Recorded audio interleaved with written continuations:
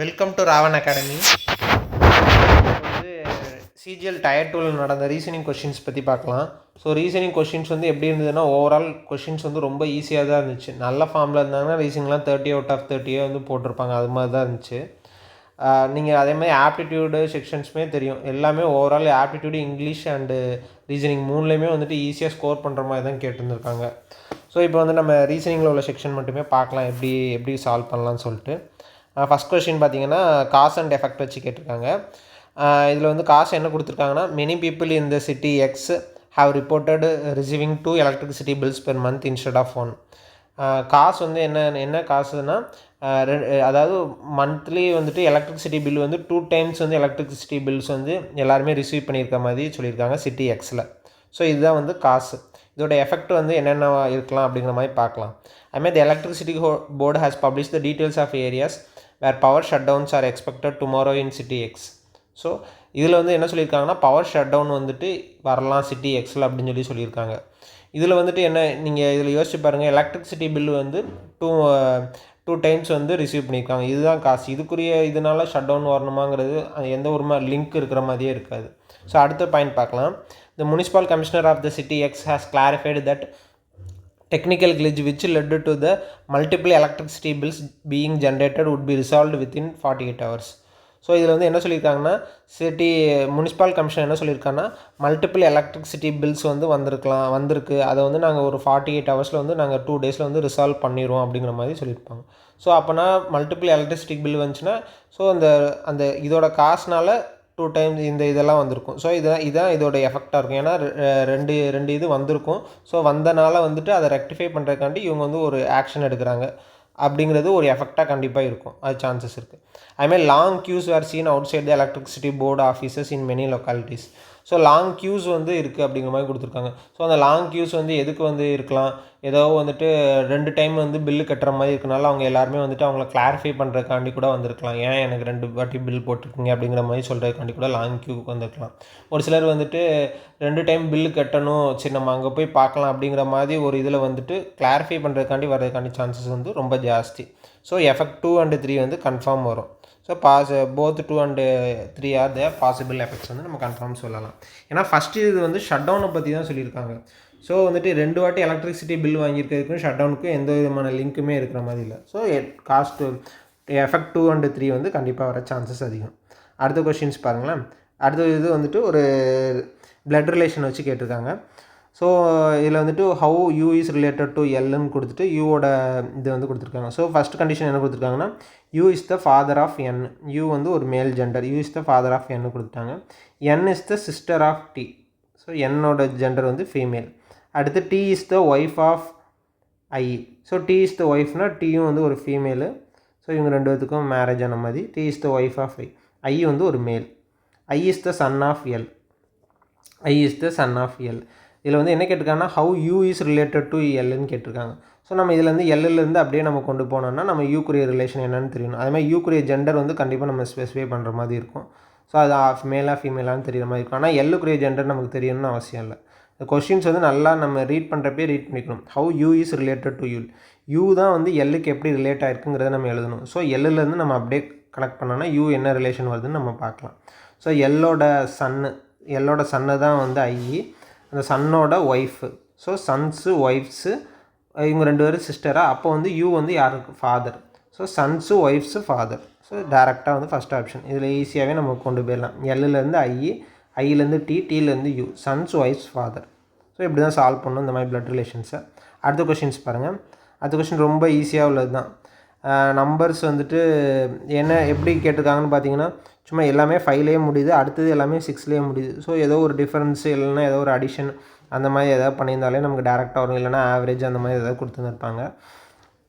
So வந்துட்டு இதில் நம்ம எப்படி சால்வ் பண்ணலான்னு பார்த்தீங்கன்னா, ஆவரேஜ் வரதுக்கான பாசிபிலிட்டிஸ் இருக்கிற மாதிரி இல்லை. ஸோ இது 2யுமே இது பண்ணி சம் பண்ணி போட்டோன்னா 345 ஆவரேஜ் வர மாதிரி இல்லை. ஸோ வந்துட்டு 345 340 350 350ல் பாதி வேணால் வராது. ஸோ டிஃப்ரென்ஸ் மட்டுமே பார்த்தாலே போதும். ஸோ 215லேருந்து 85 எவ்வளோ டிஃப்ரென்ஸ் ஆகுதுன்னு பார்த்தோம்னா 30 கிட்ட டிஃபரன்ஸ் பண்ணோன்னா 215லேருந்து 30 டிஃபரன்ஸ் பண்ணால் 185 வந்துடும். அதுமாதிரி 185லேருந்து 50 சப்ராக்ட் பண்ணோன்னா வந்துடும். ஸோ 215 மைனஸ் 50 போட்டால் -30 சாரி 215 மைனஸ் 30 185 வந்துடும். அதுமாதிரி 185 மைனஸ் 50 போட்டால் 135 வந்துடும். அதேமாதிரி 276 மைனஸ் 30 போட்டால் 246, 246லேருந்து மைனஸ் 50 போட்டால் 196. ஸோ -30 -50 போட்டால் போதும். ஸோ இதில் ஆப்ஷன்ஸ்லாம் பார்க்குறப்ப 269லேருந்து 229 இது -40 வருது. நமக்கு -30 இருந்தாலே போதும். அதுமாதிரி 255 மைனஸ் 235 இது வந்துட்டு -20 இருக்குது. அதுமாதிரி இது வந்துட்டு ஆப்ஷன் வந்துட்டு மைனஸ் வந்துட்டு எவ்வளோ இருக்குது, இது வந்து -30 இருக்குது. ஆனால் அடுத்த ஆப்ஷன் பாருங்களேன், அடுத்த ஆப்ஷன் -20 தான் வருது. ஸோ வந்துட்டு இந்த ரெண்டில் வர மாதிரி ஆப்ஷன்ஸ் இருக்க மாதிரி இருக்கும். அடுத்து இதில் பார்த்திங்கன்னா இது -30 இது -50. ஸோ 4 தான் பாசிபிள்.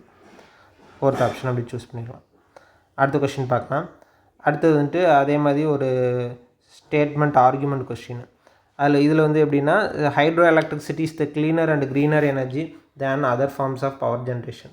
ஸோ ஹைட்ரோ எலக்ட்ரிசிட்டி தான் வந்துட்டு என்னென்னா cleaner and greener form. So வந்துட்டு அந்த மாதிரி அவங்க கொடுத்துருக்காங்க. க்ளீனராகவும் க்ரீனராகவும் மற்ற இதை கம்பேர் பண்ணுறப்ப இது க்ளீனராக க்ரீனராக பவர் ஜென்ரேஷனுக்கு இருக்குது அப்படிங்கிற மாதிரி சொல்லியிருக்காங்க. அடுத்த ஆர்குமெண்ட்ஸ் வந்து என்னென்ன கொடுத்துருக்காங்கன்னா, hydro electric plans almost have nil CO2 emission. Almost have நில்லுன்னா ஸோ அப் டு 100% கிடையாது, 100% கொஞ்சம் கம்மியாக அந்த மாதிரி இருக்க மாதிரி சொல்லியிருக்காங்க. So almost have nil CO2 emissions. இது வந்து நம்ம கன்ஃபார்மாக கொண்டு வரலாம். ஏன்னா நமக்கு ஸ்டேட்மெண்ட்லேயே கொடுத்துட்டாங்க க்ளீனர் அண்ட் க்ரீனர் எனர்ஜின்னு சொல்லிட்டு. ஸோ ஆல்மோஸ்ட் நில் CO2 எமிஷன்ஸ் வந்து கண்டிப்பாக ஆர்குமெண்ட்டில் வரும். அடுத்தது பாருங்களேன், hydro electric power project submerge huge amounts under water thereby affecting local flora and fauna. So வந்துட்டு இதில் வந்து என்ன சொல்லியிருக்காங்கன்னா, ஹைட்ரோ எலக்ட்ரிக் பவர் ப்ராஜெக்ட்னால ஹியூஜ் அமௌண்ட் ஆஃப் வாட்டர் வரும், அது வந்து லோக்கல் ஃப்ளோரா அண்ட் ஃபானா வந்து அஃபெக்ட் பண்ணும் அப்படிங்கிற மாதிரி கொடுத்துருக்காங்க.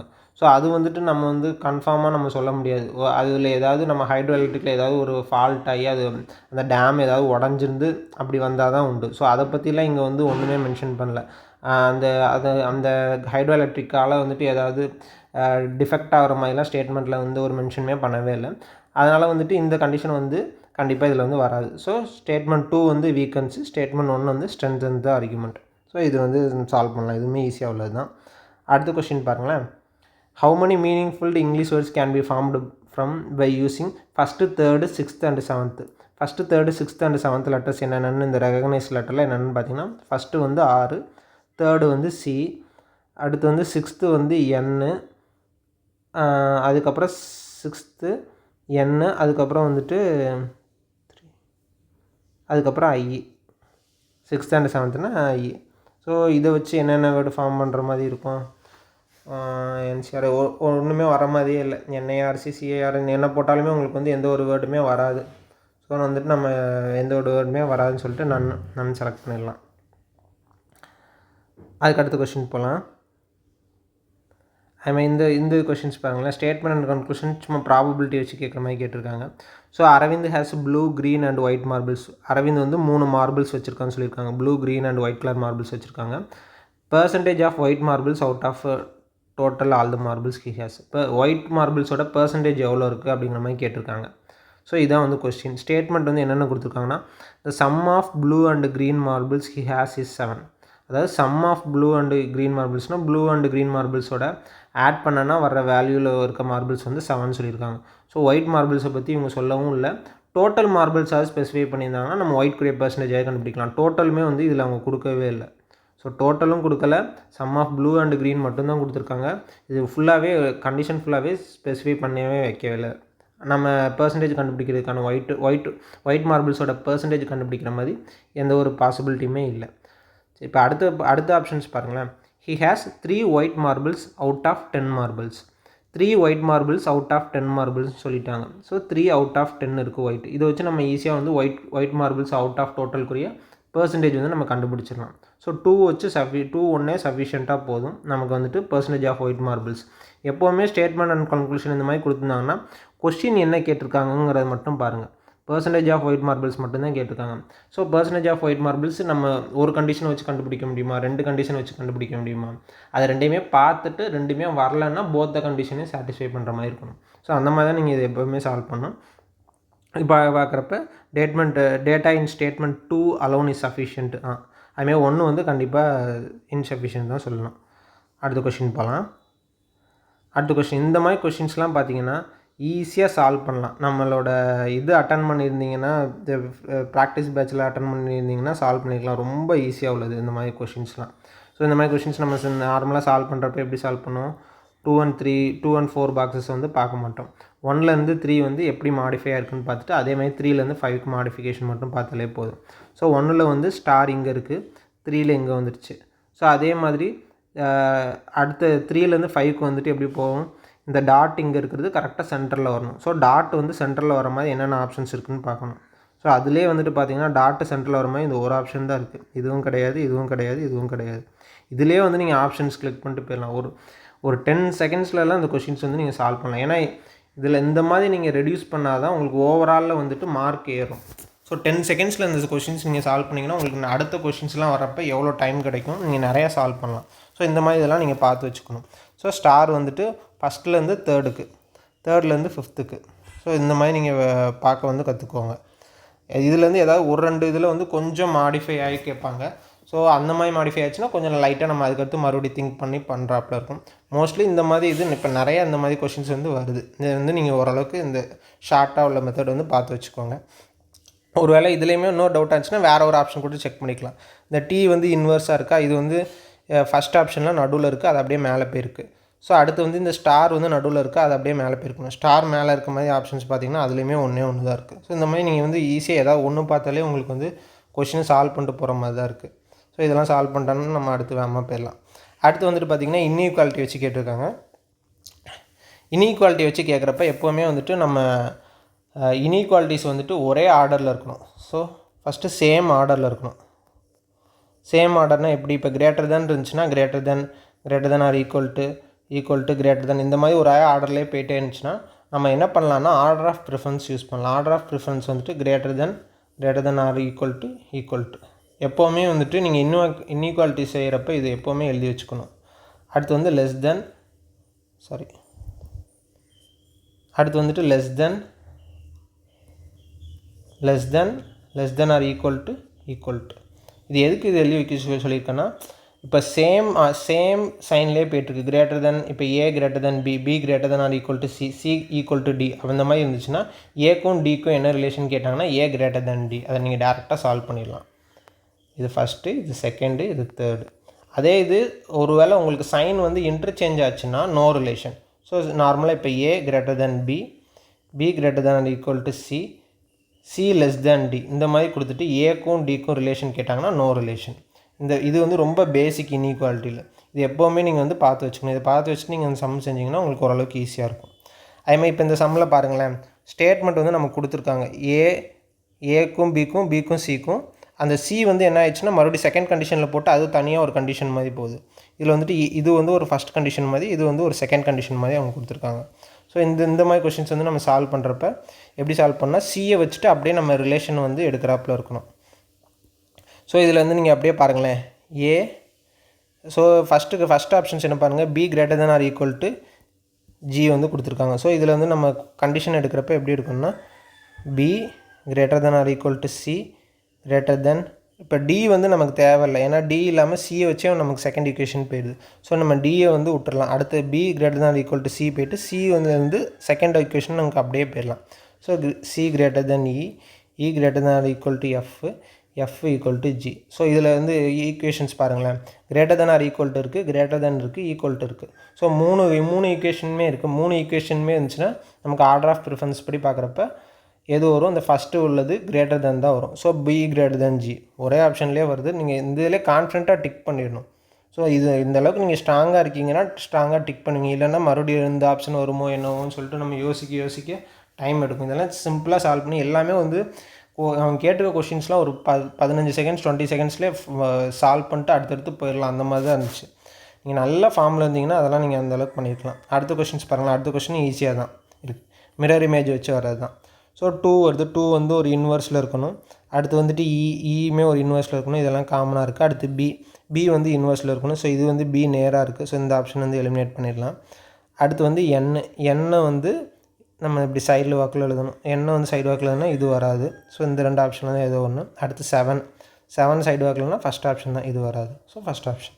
இதெல்லாம் இது சிம்பிளாக உள்ளது தான், இதெல்லாம் நீங்கள் சால்வ் பண்ணிடுவீங்க. அடுத்து பாருங்களேன், கிளஸ்டர் ஆஃப் பேர்ஸ். ஸோ இதிலெல்லாம் எப்போவுமே நீங்கள் வந்துட்டு A to Z எல்லா நம்பர்ஸுமே வந்து மைண்டில் ரிஜிஸ்டர் பண்ணிடுங்க. A to Z ரிஜிஸ்டர் பண்ணிட்டீங்கன்னா இந்த கொஷின்ஸ்லாம் நீங்கள் செகண்ட்ஸில் இதையுமே சால்வ் பண்ணிட்டு போயிடலாம். இதெல்லாம் ரொம்ப யூஸ்ஃபுல்லாக இருக்கும் உங்களுக்கு. அதேமாதிரி என்டிபிசி ப்ரிப்பேர் பண்ணுறவங்களுமே வந்துட்டு இந்த ரீசனிங் கொஷின்ஸ்லாம் பாருங்கள். எப்படி உங்களுக்கு ஏதாவது ஒரு கொஷின் டவுட்டாக இருக்கிற மாதிரி இருக்க கொஷின்ஸ் மட்டுமா இருந்துச்சுன்னா பாருங்கள் எப்படி செய்யணும் அப்படிங்கிற மாதிரி. அதுமாதிரி ஃபஸ்ட்டு இதில் பாருங்களேன், ஃபஸ்ட்டு இதுக்கும் ரிலேஷன் கண்டுபிடிக்கணும் நம்ம இப்போ. ஸோ இதில் வந்துட்டு என்ன கொடுத்துருக்காங்கன்னா, ஃபஸ்ட்டு உள்ளது மேக்ஸிமம் காமனாக தான் இருக்குது. பி காமனாக தான் இருக்குது. ஸோ பியை வச்சு இந்த செகண்ட் இதுக்கு எப்படி ரிலேட் பண்ணலான்னு பாருங்களேன். ஃபஸ்ட்டு பியிலேருந்து ஒன்று எலிமினேட் பண்ணி செகண்ட் பொசிஷனில் போயிடுது. ஸோ ஃபஸ்ட்டு பொசிஷனில் இருக்க பியிலேருந்து 1 சப்ராக்ட் பண்ணி செகண்ட் பொசிஷன் போயிடுது. அதே மாதிரி ஸோ இதில் வந்துட்டு அதே மாதிரி இங்கே எஸ்ஸில் கம்பேர் பண்ணுறப்ப எஸ்லேருந்து ஒரு பொசிஷன் கம்மி போயிட்டு செகண்ட் பொசிஷனில் போகணும். எஸ்ஸுக்குரிய பொசிஷன் வந்து 19. எஸ்ஸுக்கு வந்து 19னா எஸ்லேருந்து 1 சப்ராக்ட் பண்ணால் 18 என்னவாக இருக்கும், 6ஆக இருக்கும். 6 வந்து நடுவில் இருக்கணும். ஸோ 6 வந்து நடுவில் இருக்கிற மாதிரி எல்லா ஆப்ஷனுமே இருக்குது. அடுத்த கண்டிஷன் அடுத்த கண்டிஷன் போகணும். அடுத்தது எப்படி இருக்கும் பாருங்களேன். மற்றதெல்லாமே நீங்கள் பார்த்தீங்கன்னா ஜாஸ்தியாக இருக்குது. அப்படி நம்ம டேரெக்டாக எடுத்துடலாம். ஸோ ஈலேருந்து என்ன ஆகுதுன்னா, ஈலேருந்து +1 போட்டால் எஃப் போயிடுது. ஸோ செகண்ட் பொசிஷனில் இருக்குது, +1 போட்டால் தேர்ட் பொசிஷனில் வரணும். அதேமாதிரி விங்கிறது 22. ஸோ விங்கிறது 22, அதுலேருந்து +1 போட்டு செகண்ட் பொசிஷன்லேருந்து நம்ம தேர்ட் பொசிஷனுக்கு கொண்டு போகிறோம். தேர்ட் பொசிஷனுக்கு +1, விலேருந்து +1 போட்டால் 23 W. ஸோ W வர மாதிரி 3 ஆப்ஷன் இருக்குது. ஸோ W வர மாதிரி இதுலேயுமே வந்து 3 ஆப்ஷன் இருக்குது. ஸோ நம்ம வந்துட்டு அகைன் வந்துட்டு எடுக்கிறப்ப கொஞ்சம் கன்ஃபியூஸாக தான் இருக்க மாதிரி இருக்கும். அப்போ நம்ம 3வது உள்ள டேர்மையும் எடுக்கிறாப்பில் இருக்கும். ஸோ 3வது உள்ள டேர்ம் பார்க்குறப்ப எப்படி இருக்குன்னு பார்த்தீங்கன்னா, 3வது உள்ள டேர்ம் வந்து ஜே இதில் வந்து காமனாக இருக்கா, 4 இதுலேயுமே இருக்குது. ஸோ ஜே வச்சு நம்ம ஈஸியாக ஐடென்டிஃபை பண்ணலாம். ஜேலேருந்து நம்ம அப்படியே எக்ஸுக்கு வந்து ரிலேட் பண்ணும். ஜே வந்து ஃபஸ்ட்டு இதில் வந்து தேர்ட் பொசிஷனில் இருக்குது. ஜே வந்து லெட்டர் 10 தேர்ட் பொசிஷனில் இருக்குது. அதுலேருந்து எஃப் என்னவாக இருக்குன்னு பார்க்கணும். ஸோ ஜேலேருந்து தேர்ட் பொசிஷன்லேருந்து இது ஃபஸ்ட்டு பொசிஷனில் எக்ஸ் வந்துருக்கு. எக்ஸ் வந்துருந்தால் எவ்வளோ இன்க்ரீஸ் ஆகிருக்கு, 14 இன்க்ரீஸ் ஆகிருக்கு. ஸோ 14 இன்க்ரீஸ் ஆகிருந்துச்சுன்னா அதே மாதிரி இதில் அதே மாதிரி கால்குலேட் பண்ணணும். தேர்ட் பொசிஷனில் என்ன இருக்குது, ஏ வந்து 1 தேர்ட் பொசிஷனில் இருக்குது. ஸோ அது வந்துட்டு என்னவாக இருக்கணும், 14 இன்க்ரீஸ் ஆகணும். 14 இன்க்ரீஸ் ஆகணும், 1லேருந்து 14 இன்க்ரீஸ் ஆகணும் 15க்குரியது ஓ வந்து எந்த பொசிஷனில் வரணும், ஃபஸ்ட் பொசிஷனில் வரும். ஸோ ஃபஸ்ட் பொசிஷனில் வர மாதிரி தான் இது. ஸோ இந்த 3மே கண்டிஷன் சாட்டிஸ்ஃபை ஆகிற மாதிரி இருக்குது third option. So third option tick பண்ணிடலாம். இதுவுமே ஈஸியாக உள்ளது தான். நீங்கள் அந்த டைமில் வந்து டக்குன்னு யோசிக்கணும். இப்போ பிக்கு நியரஸ்ட்டாக எது வருது, இல்லைனா அடுத்து வருதா, இல்லை வந்து பிக்கில் வந்துட்டு ரிவர்ஸ்லேருந்து கேட்டிருக்காங்களா, அந்த மாதிரி டக்குன்னு யோசிச்சிங்கனாலே உங்களுக்கு டக்குன்னு ஒரு ஐடியா வந்துடும். அடுத்த கொஷின் பாருங்களேன். அடுத்த கொஷின் ஈஸியாக சீட்டிங் அரேஞ்ச்மெண்ட் வச்சு தான் இருந்திருக்கு. ஸோ ஒரு சர்க்கிள் வரைஞ்சிரும். ஒரு நிமிஷம்.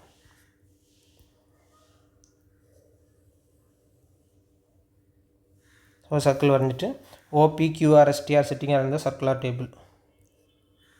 ஸோ 6 மெம்பர்ஸ் இருக்காங்க. 6 மெம்பர்ஸ் எழுதிடலாம். எல்லாருமே ஃபேஸிங் சென்டர் தான் கொடுத்துட்டாங்க.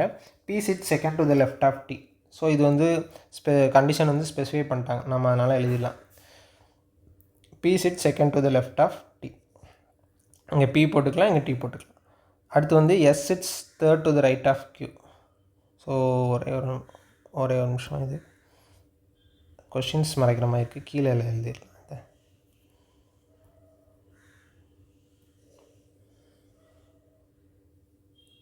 So 6 members.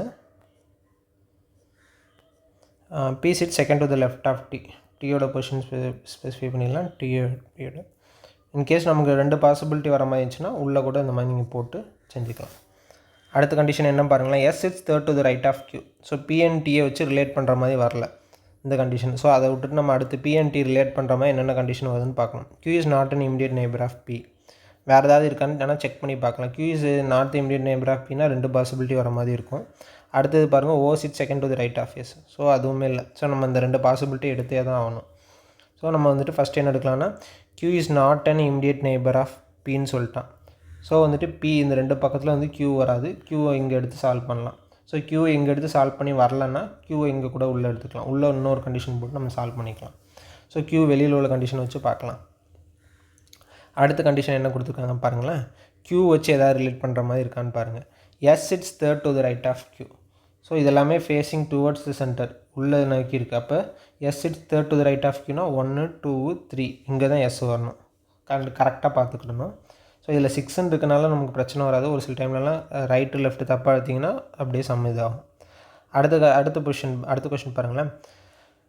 இன்னும் நம்ம என்ன மட்டும் எழுதலை. O sit second to the right of S.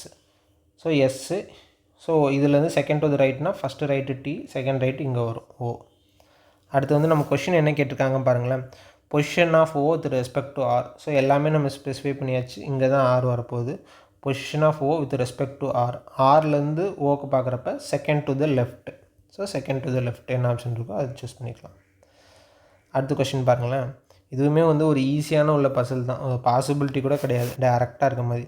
என்னென்னா ஈச் பிக்யூஆர்எஸ் டியூவி வந்துட்டு எக்ஸாம்ஸ் அட்டன் பண்ணுறாங்க different day of the week. எந்த டே வந்து ஸ்டார்டிங்னு கொடுத்துட்டாங்க. மண்டேல ஸ்டார்ட் ஆகி சண்டேயில் முடியுது. So Monday, Tuesday, Wednesday, Thursday, Friday, Saturday, Sunday. So மண்டேல ஆரம்பித்து சண்டேல வந்து முடிகிறாப்பில் இருக்குது எக்ஸாம்ஸ்னு சொல்லிட்டாங்க. ஸோ ஒரு வேளை பாசிபிலிட்டிஸ்க்கு வர மாதிரி இருந்துச்சுன்னா நம்ம ரெண்டு சைட்லேயுமே போட்டு கூட எழுதிக்கலாம். ரெண்டு பாசிபிலிட்டி வர மாதிரி இருந்துச்சுன்னா. இதில் கொஷின்ஸ் வந்து எப்படி கேட்டிருக்காங்கன்னு பாருங்கள். Q has the exam and Saturday. க்யூவோட பொசிஷனை வந்து நம்ம டிஃபைன் பண்ணிட்டாங்க. சாட்டர்டேல தான் அதோட எக்ஸாம்ஸ் இருக்குதுன்னு சொல்லிட்டு. அப்புறம் only 2 people sits between S and Q. Only 2 people between S and கியூனா எஸ் வந்து வெனஸ்டேயில் இருக்க போகுது. அடுத்து R has the exam before S but after P. எஸ்ஸுக்கு முன்னாடி ஆனால் பிக்கு அப்புறம். ஸோ பிஆர்எஸ் நார்மலாக இந்த மாதிரி வந்துடும். அடுத்து வந்துட்டு என்ன ஒரு கண்டிஷன் இருக்குது. You has the exam immediately after D. You has the exam immediately after D. So இங்கே டேரெக்டாக இருக்குது, ஒன்றுமே இல்லை, டேரெக்டாக போட்டாலே நம்ம வந்து இதை சால்வ் பண்ணிடலாம். அப்போ வியோட எக்ஸாம் என்னைக்கு இருக்குன்னா வியோட எக்ஸாம் சண்டே, அவ்வளோதான். ஏன்னா பேலன்ஸ் இருக்குது வி மட்டும்தான், மீது எல்லாமே இதில் சூஸ் பண்ணிட்டோம். ஒரே இதில் வர மாதிரி தான் இருக்குது. சிம்பிளாக தான் எல்லாமே கேட்டுருந்துருக்காங்க. அடுத்த கொஷின் பாருங்களேன். அடுத்த கொஷின் வந்துட்டு என்னென்னா மீனிங்ஃபுல் ஆர்டரில் வந்து கேட்டிருக்காங்க. ஸோ மீனிங்ஃபுல் ஆர்டரில் வந்து கேட்குறப்ப இது நார்மலாக என்னென்னா ஒரு பேப்பரை வந்துட்டு என்ன பண்ணுறாங்கன்னா ஒரு ப்ராசஸ் பண்ணி எல்லாமே டெலிவர் பண்ணுற மாதிரி சொல்லியிருக்காங்க. ஸோ இதில் வந்து நம்ம நார்மலாக பார்த்தீங்கன்னா டெலிவரி தான் லாஸ்ட்டாக இருக்க போகுது.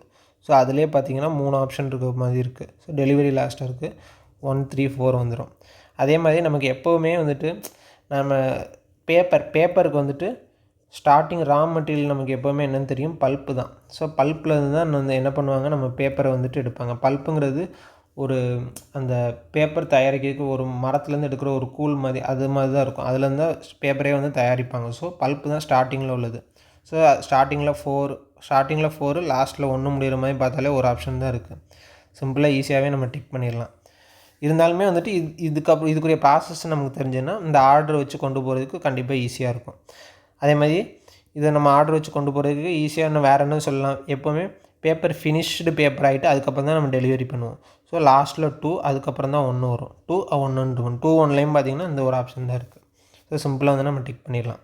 அதுமாதிரி இதோட ஆர்டர் வந்து எப்படி வரும்னு பார்த்திங்கன்னா ஃபஸ்ட்டு வந்துட்டு என்னென்னா பல்ப்பு இருக்கும். பல்ப்பு தான் 4. பல்ப்பை வந்து என்ன பண்ணுவாங்கன்னா ப்ரெஸ் பண்ணுவாங்க. ப்ரெஸ் பண்ணி இது பண்ணி நமக்கு வந்து ட்ரையாக அதுக்கடுத்து மாற்றுவாங்க. ட்ரையாக மாற்றினீங்கன்னா பேப்பர் அதுக்கப்புறம் ட்ரை ஆகிடும். அதுக்கப்புறம் ஃபினிஷ்டு பேப்பர் ஆகி டெலிவர் பண்ணிடுவாங்க. ஸோ சிம்பிளாக 4 5 3 2 1 இந்த ஆர்டரில் தான் அப்படி வரப்போகுது.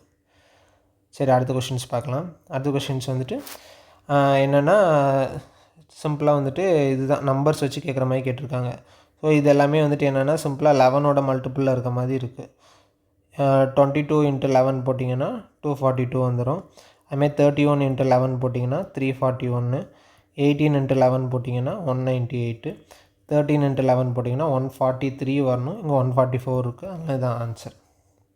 அடுத்த கொஷின் போகலாம். அடுத்த கொஷின் வந்துட்டு இதை வச்சு கேட்டிருக்காங்க, சிலாஜிசம் வச்சு கேட்டிருக்காங்க.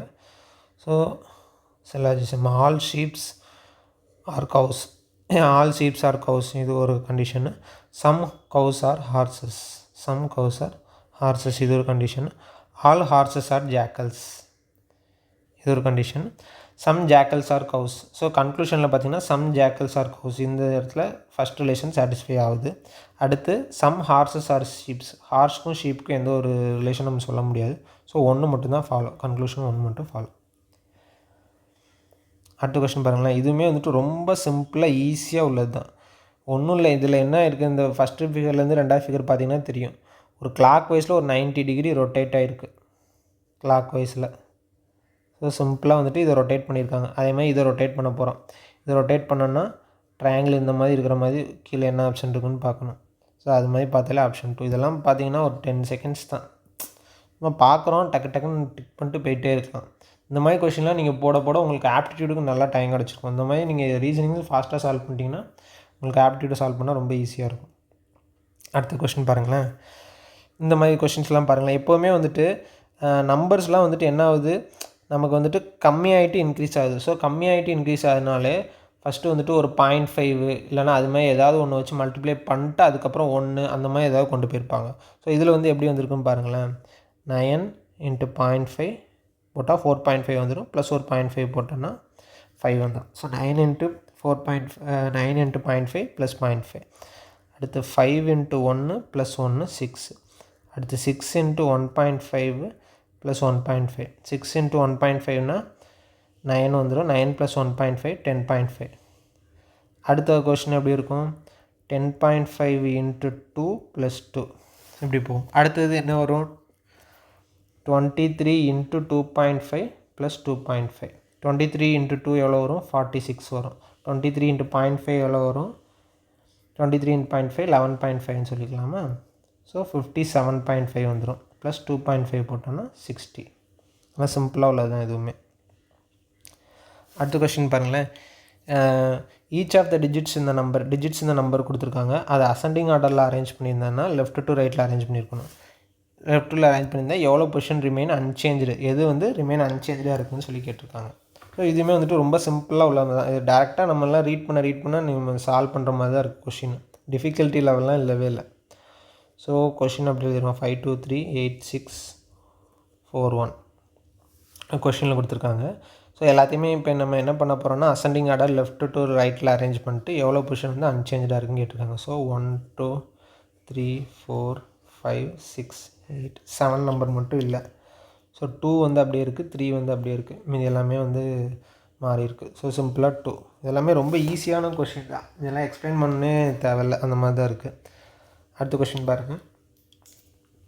இன்னும் certain coder language she gardens daily அதை வந்து AKJBMPன்னு கோட் பண்ணியிருக்காங்க. Where is she is coded as MPPTKT அப்படின்னு கோட் பண்ணியிருக்காங்க. ஷீயோட கோடர் லாங்குவேஜ் வந்து என்னென்னு கேட்டிருக்காங்க.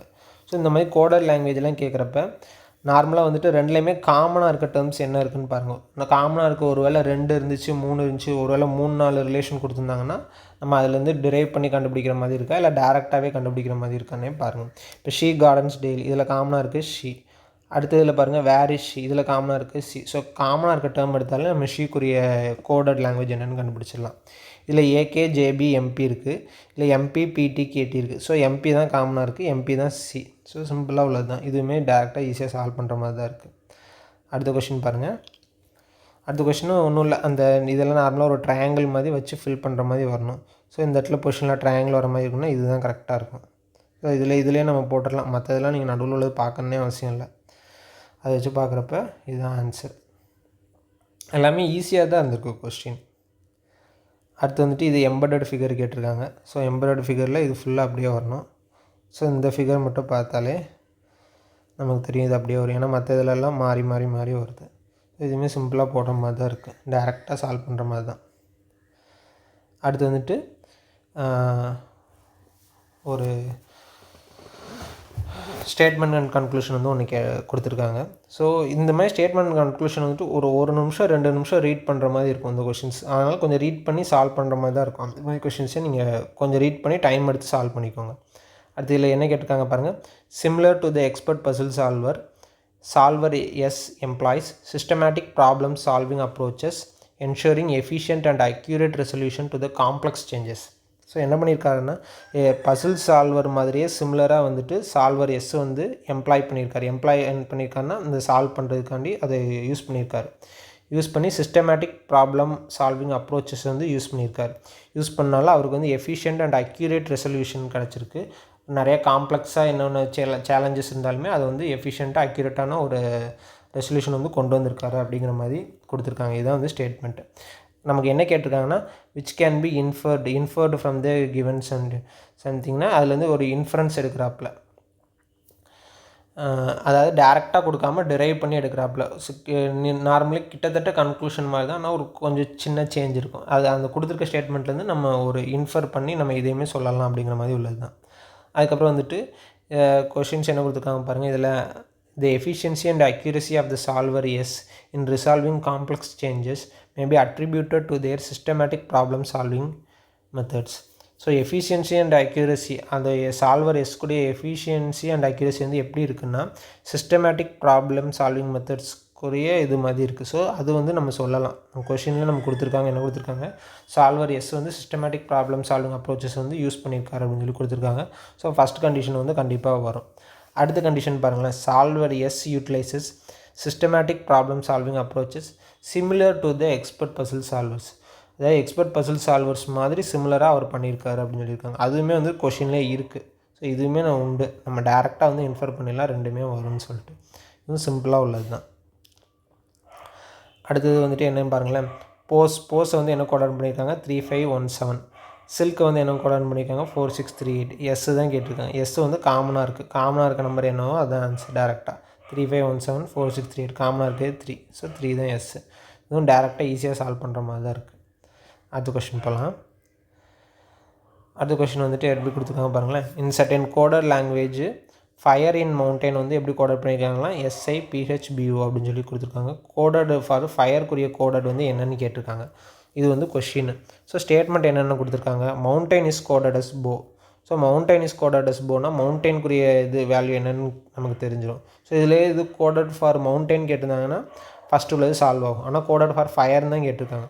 ஸோ மவுண்டைன் மட்டும்தான் நம்ம கண்டுபிடிச்சிருக்கோம். ஃபயர் இன்னுக்கு இந்த ரெண்டில் எதுனாலும் வரலாம். ஸோ மொதல் ஸ்டேட்மெண்ட்டை வச்சு ஃபயருக்குரியதை நம்ம கன்க்ளூட் பண்ணவே முடியாது. ஸோ அடுத்து செகண்ட் கண்டிஷன் பாருங்களேன், ice and fire is coded as SIUYUCA. So ice and ஃபயருக்கு வந்து கொடுத்துருக்காங்க. ஸோ ரெண்டுலேயுமே இந்த கண்டிஷனும் செகண்ட் கண்டிஷன் மட்டுமே பார்த்தா ஃபயருக்குரிய கோடர் லாங்குவேஜ் நம்ம கண்டுபிடிச்சிடலாம். ஸோ ரெண்டாவது இதை வச்சு மட்டுமே ஃபயருக்குரியதை கண்டுபிடிச்சிடலாம், ஏன்னா காமனாக இருக்குது ஃபயர். ஸோ டேட்டா இன் ஸ்டேட்மெண்ட் 2 அலோன் வந்து சஃபிஷியன்ட்டு. அதுமாதிரி டேட்டா இன் ஸ்டேட்மெண்ட் 1 வந்து நாட். இதுமாதிரி சிம்பிளாக உள்ளது தான். ஸோ இது வந்து எதுக்குன்னா நம்ம சும்மா கன்ஃபியூஸ் பண்ணுறதுக்காண்டி தான் இந்த டேட்டா இன் ஸ்டேட்மெண்ட் 1. நீங்கள் டேரெக்டாக சால்வ் பண்ணுற மாதிரி பார்த்தீங்கனாலே இது உங்களுக்கு ஈஸியாக சால்வ் பண்ணிட்டு கொண்டு வந்துடலாம். அடுத்த கொஸ்டின் பாருங்களேன், என்னென்னா 6 லெட்டர்ஸ் ஒரு பாக்ஸ்க்குரியதில் 6 லெட்டர்ஸ் வந்து கொடுத்துருக்காங்க. ஸோ இதில் வந்து என்ன கேட்டிருக்காங்கன்னா ஆப்போசிட் டு டீக்கு ஆப்போசிட்டாக வந்து என்னென்னு கொடுத்துருக்காங்க. 6 லெட்டர்ஸ் வந்து என்னென்னு கொடுத்துட்டாங்க. ஸோ இந்த மாதிரி இருந்துச்சுன்னா எப்போவுமே நம்ம எப்படி சால்வ் பண்ணணும்னா, ஒன்று நீங்கள் ஏதாவது இதில் எது காமனாக இருக்குதுன்னு பார்க்கணும். ஸோ இதில் வந்து டி வந்து காமனாக இருக்குது. ஸோ வந்து டீயை வந்து நீங்கள் காமனாக எழுதிடலாம். எழுதிட்டு ஒன்று கிளாக் வைஸ் இல்லை ஆன்டி கிளாக் வைஸ் ஒரு ரொட்டேஷனில் எடுத்துகிட்டே வரணும். எடுத்துகிட்டே வந்திங்கன்னா எந்தெந்த லெட்டர் எதுக்குரிய ஆப்போசிட்டுன்னு தெரிஞ்சிடும். ஸோ இப்போ நம்ம கிளாக் வைஸில் அப்படியே எடுக்கலாம். கிளாக் வைஸில் டீக்கு அப்புறம் என்ன இருக்குது க்யூக்கு அப்புறம் என்ன இருக்குது வி. ஸோ இதே ஃபிகரில் அதே மாதிரி பாருங்கள், டீக்கு அப்புறம் என்ன இருக்குது யூக்கு அப்புறம் என்ன இருக்குது எஸ். ஸோ இது வந்து வி வச்சுக்கோங்க. ஸோ க்யூக்கு ஆப்போசிட்டில் யூ, விக்கு ஆப்போசிட்டில் எஸ்ஸு. ஸோ டீக்கு ஆப்போசிட்டில் என்னவாக இருக்க போகுது பி தான் இருக்க போகுது, ஏன்னா PQRSTUV தான். மீதி எல்லா லெட்டர்ஸுமே இதில் வந்துருச்சு. ஸோ டீக்கு ஆப்போசிட்டில் இப்போ இதுவுமே சிம்பிளாக ஒன்றுமே டிஃபிகல்ட்டாலாம் அதை டேரெக்டாக சால்வ் பண்ணுற மாதிரி தான் இருக்குது எல்லா கொஷினுமே. அடுத்த கொஷின் பாருங்களேன், இதில் வந்துட்டு 5 ஃபிகர்ஸ் கொடுத்துட்டு ஒன்றே மட்டும் does not belong to the group வந்து என்னென்னு கேட்டிருக்காங்க. ஸோ இது நார்மலாக இது எப்படி இருக்குன்னு பார்த்தீங்கன்னா, இந்த டீயை வந்து அப்படியே ரொட்டேட் பண்ணோன்னா ஒரு 90 டிகிரி ரொட்டேட் பண்ணோன்னா கிளாக் வைஸில் இந்த மாதிரி வந்துடும். ஸோ இந்த ஆரோவை அதேமாதிரி ஒரு 90 டிகிரி ரொட்டேட் பண்ணிங்கன்னா கீழே டவுன் ஆரோ மாதிரி வந்துடும். ஸோ எல்லாத்தையுமே வந்து மேக்ஸிமம் 90 டிகிரி ரொட்டேட் பண்ணுற மாதிரி கொடுத்துருக்காங்க. ஏ வந்து அப்படியே 90 டிகிரி ரொட்டேட் பண்ணால் இந்த மாதிரி வந்துடும். அதுமாதிரி இதை வந்து ஒரு 90 டிகிரி ரொட்டேட் பண்ணோம்னா இந்த 2 ஆரோ வெளியில் இருக்கிறாப்பில் இருக்கும். ஸோ இந்த 2 ஆரோ வெளியில் இருக்க மாதிரி இருக்கும். ஸோ இதை வந்து ஒரு 90 டிகிரி ரொட்டேட் பண்ணோம்னா இந்த டாட் வந்து மேலே இருக்கும். டாட் வந்து மேலேருந்து வரணும். அதே மாதிரி மேலே இருக்குது, ஆனால் கீழே வேறு மாதிரி இருக்குது. ஸோ டிஃப்ரெண்ட்டாக இருக்குது. சி மட்டும்தான். இது ரொம்ப ஈஸியாக தான் இதுவுமே இருக்குது. ஸோ எல்லாமே ஈஸியாக தான் இருக்குது கொஷின்ஸு. அடுத்த கொஷின் பாருங்களேன், என்னென்னா ப்ளட் ரிலேஷன் வச்சு ஒரு கொஷின் கேட்டிருக்காங்க. இதுலேயுமே எப்படின்னா ஒரு ரிலேஷனுமே கொடுத்த அதில் கொடுத்துருந்த மாதிரியே தான் சன்ஸ் ஒய்ஃப்ஸு மதர் ஃபாதர் அதுமாதிரி கொடுத்துருக்க மாதிரி தான் கொடுத்துருக்காங்க. ஸோ 1 by 1 எல்லா ரிலேஷனுமே நம்ம வந்து கண்டுபிடிச்சி போகிற மாதிரி தான் இருக்கும். என்ன ஃபஸ்ட்டு வந்துட்டு நமக்கு என்ன கொஷின் கேட்டிருக்காங்கன்னு பாருங்கள். You is related to Z. You வந்துட்டு ஜெட்டுக்கு என்ன ரிலேஷன் வர மாதிரி இருக்குதுன்னு கேட்டிருக்காங்க. ஸோ வந்துட்டு இதில் வந்து நம்ம அப்படியே பார்க்குறப்ப பார்த்தீங்கன்னா U plus V. U plus வினா U is the mother of V. So U வந்து ஒரு mother. U is the mother of V. அதை நம்ம ஸ்பெசிஃபை பண்ணிடலாம். அடுத்து ஏ டிவைடட் பை பினா A is the father of பின்னு சொல்லிட்டாங்களா. ஸோ வி வந்துட்டு இந்த இடத்துல ஃபாதர். ஸோ இது வந்துட்டு மதரு, இது வந்து ஃபாதர். அடுத்து டாட். அடுத்து வந்துட்டு மைனஸ்னால் பிரதர். ஸோ இது வந்து பிரதரு, மைனஸ் போகுது. அப்புறம் வந்துட்டு டபிள்யூ மைனஸ் இங்கே ஒய் வரும். கொஷின் உள்ள கண்டிஷனில் போயிடும், ஒய் இருக்குது. அடுத்து இன்ட்டுனா A is the wife of B. So இது வந்து wife of Z. So how U is related to Z. U வந்துட்டு எப்படி Z கூட ரிலேட் ஆகும்னு கேட்குறாங்க. ஸோ ஜெட்டோட ஒய்ஃபோட இது பிரதர் தான். ஸோ இதை நம்ம கண்டிஷன் எடுக்கணும்னு தேவையில்ல. ஒய்ஃபோட ஃபாதரோட மதர். ஏன்னா பிரதர் நமக்கு தேவையில்லை. ஒய்ஃபோட ஃபாதர் டேரெக்டாக நம்ம அந்த ரிலேஷனே போயிடலாம். ஒய்ஃப்ஸு ஃபாதர்ஸ் மதர் எல்லாமே சிம்பிளாக தான் இருக்குது. நீங்கள் டேரெக்டாக வந்துட்டு சால்வ் பண்ணிங்கன்னா நம்ம ஆன்சர் எடுத்துடலாம். அடுத்தது பாருங்களேன். இதில் வந்துட்டு என்னென்னா அதே மாதிரி மீனிங்ஃபுல் ஆர்டரில் வந்து கேட்டிருக்காங்க. என்னென்ன கொடுத்துருக்காங்கன்னா டிசைன், டெஸ்ட்டு, கான்செப்ஷுவலைஸ், டெவலப், இம்ப்ளிமெண்ட். எப்போவுமே வந்துட்டு ஒன்றும் ஃபைனல் ப்ராடக்ட் நமக்கு ஃபைனலாக வர சொல்யூஷன் ஃபஸ்ட் ஸ்டெப் என்னன்னு தெரியணும், இல்லைனா இனிஷியலாக இருக்க ஸ்டெப் என்னன்னு தெரியணும். அதை வச்சு தான் நம்ம வந்துட்டு இந்த இதை வந்து நம்ம சால்வ் பண்ண முடியும். ஸோ இல்லை நம்ம ஃபைனலாக வரப்போ என்னன்னு சொல்லிடலாம், டேரெக்டாக ஃபைனலாக வர்றது இம்ப்ளிமெண்ட்டுன்னே சொல்லிடலாம். ஏன்னா எல்லாமே செஞ்சு முடிச்சுட்டு நமக்கு ஃபைனல் அவுட்புட் கொடுக்குறப்ப தான் எல்லாமே இம்ப்ளிமெண்ட் பண்ணி ஒரு மார்க்கெட்டில் இறக்குவாங்க, இல்லைனா ஒரு இம்ப்ளிமெண்ட் மொத்தமாக இறக்குவாங்க. ஸோ வந்துட்டு இம்ப்ளிமெண்ட் கடைசியாக வரும். ஸோ அதுலேயே ஆப்ஷன் பார்த்திங்கன்னா ஒரு ஆப்ஷன் தான் இருக்குது, ஈஸியாக டிக் பண்ணிடலாம். இருந்தாலும் இப்போ வந்துட்டு நம்ம சம்மை வந்து சால்வ் பண்ணுறப்ப எப்படி பண்ணலான்னு சொல்லி இது வந்து நார்மலாக ஆர்டரில் கொண்டு வரதுக்கு எப்படி கொண்டு வரலாம்னு பார்க்கலாம். ஃபஸ்ட்டு இன்னும் வேறு எப்படி சொல்லலான்னா, ஃபஸ்ட்டு ஏதாவது ஒரு ஐடியா ஏதாவது ஒன்று இருந்துச்சுன்னா ஃபஸ்ட்டு அதை கான்செப்ஷுவலைஸ், அது வந்து யோசித்து பார்ப்பாங்க எப்படி இருந்திருக்கும் அந்த ஐடியா அப்படிங்கிற மாதிரி ஒரு கான்செப்ட் வந்து அவங்க ஃபஸ்ட்டு கொண்டு வருவாங்க. அந்த கான்செப்ட் வந்து என்ன பண்ணுவாங்கன்னா அடுத்து டிசைன் பண்ணுவாங்க. ஸோ அந்த டிசைன் பண்ணதுக்கப்புறம் என்ன பண்ணுவாங்கன்னா டெஸ்ட்டு பண்ண மாட்டாங்க. டிசைன் பண்ணதுக்கப்புறம் டெவலப் பண்ணுவாங்க. டெவலப் பண்ணி அதில் என்னென்ன சேஞ்சஸ் இருக்கோ அதெல்லாமே பண்ணிவிட்டு ஃபைனலாக தான் வந்து என்ன பண்ணுவாங்க, டெஸ்ட்டு பண்ணுவாங்க. டெஸ்ட்டு பண்ணி முடித்து ஃபைனலாக அதுக்கப்புறம் தான் என்ன பண்ணுவாங்க, இம்ப்ளிமெண்ட் பண்ணுவாங்க. ஸோ ஃபஸ்ட்டு வந்து டிசைனு, அப்புறம் வந்துட்டு ஃபஸ்ட்டு வந்து ஃபஸ்ட்டு வந்து கான்செப்ட் கொண்டு வருவாங்க, கான்செப்ஷுவலைஸு, அப்புறம் வந்து டிசைன் பண்ணுவாங்க, அப்புறம் வந்து டெவலப் பண்ணுவாங்க, அப்புறம் டெஸ்ட்டு பண்ணுவாங்க, லாஸ்ட்டாக வந்து இம்ப்ளிமெண்ட் பண்ணுவாங்க. ஓகே, அடுத்த கொஸ்டின் பாருங்களேன். நம்ம டெம்பிளுக்கு போனோன்னா இது எது does not belong to the group தான் கேட்டுப்பாங்க.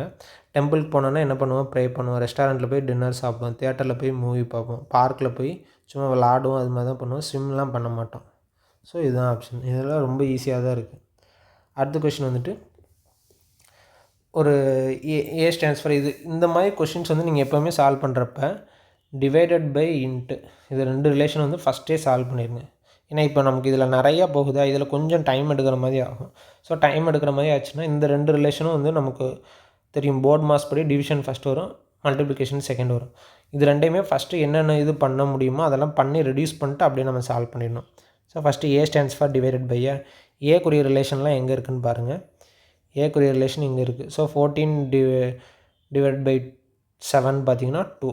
ஸோ இந்த மாதிரி ஏக்குரிய ரிலேஷன் எழுதிருங்க.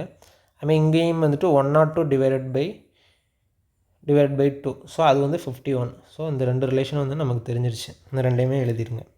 அதுக்கப்புறம் B stands for multiplication. So பிஏயுமே நம்ம எழுதிக்கலாம். 55 × 5. 55 × 5னா 275. இதுவுமே எழுதிடலாம். ஸோ அடுத்தது நம்ம டேரெக்டாக போயிடலாம். டிக்கு என்ன இருக்குதுன்னு பாருங்கள். டிக்கு வந்து மைனஸ் இருக்குது.